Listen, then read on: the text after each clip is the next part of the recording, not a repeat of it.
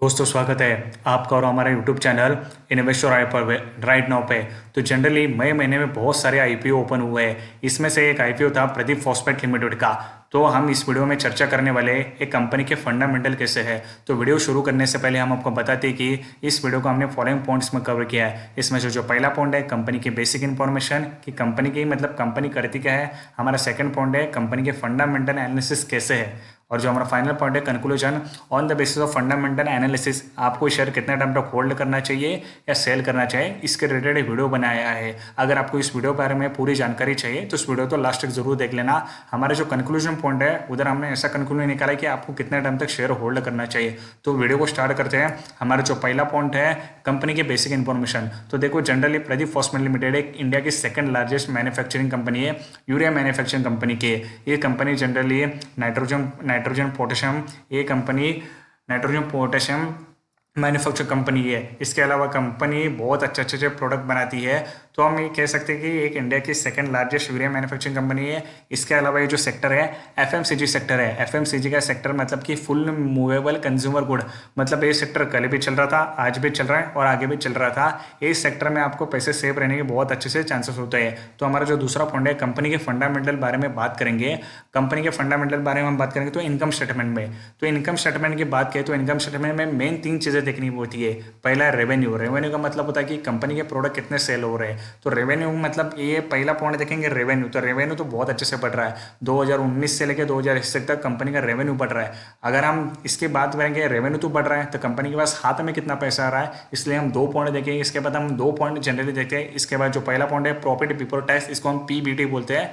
और इसके बाद net income. Profit before tax मतलब टैक्स के पहले कंपनी के पास कितने पैसे आ रहे हैं। तो प्रॉफिट बिफोर टैक्स हम बात करें 2019 से लेकर 2021 तक कंपनी के पास पैसे बहुत अच्छे से आ रहे हैं, तो एक प्लस साइन है।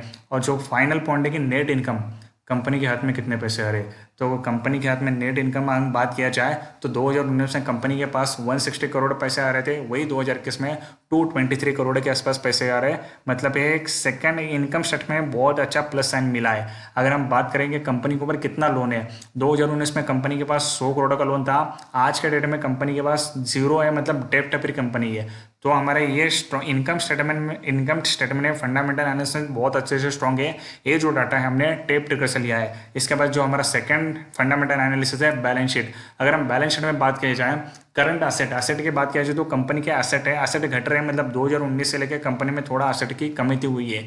जैसे ही एसेट कम हुई है कंपनी ने अपने लायबिलिटी भी कम की है। मतलब हम कह सकते हैं कि एसेट अच्छे हैं और लायबिलिटी कम है। मतलब एक प्लस साइन है कि मतलब एसेट ज़्यादा है और लायबिलिटी कम है। मतलब कह सकते हैं कि लायबिलिटी पे बहुत अच्छे से कंपनी ने कंट्रोल करने की कोशिश किया है कि 2019 में कंपनी के पास लायबिलिटी कितनी थी और आज के डेट में लायबिलिटी कम है। मतलब ये सेकंड वाला साइन ये भी गुड साइन है। इसके बाद जो हमारा फाइनल पॉइंट है कैश फ्लो स्टेटमेंट, कंपनी के पास कितना कैश है। अगर हम कैश फ्लो की स्टेटमेंट किया जाए तो कंपनी के पास अभी भी प्लस में कैश है।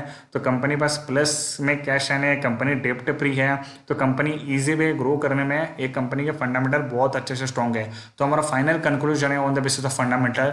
अगर हम पहले बात करें तो इनकम स्टेटमेंट में on the basis of income statement तो कंपनी के फंडामेंटल बहुत अच्छे in the sense good sign of total revenue, profit before tax and net income.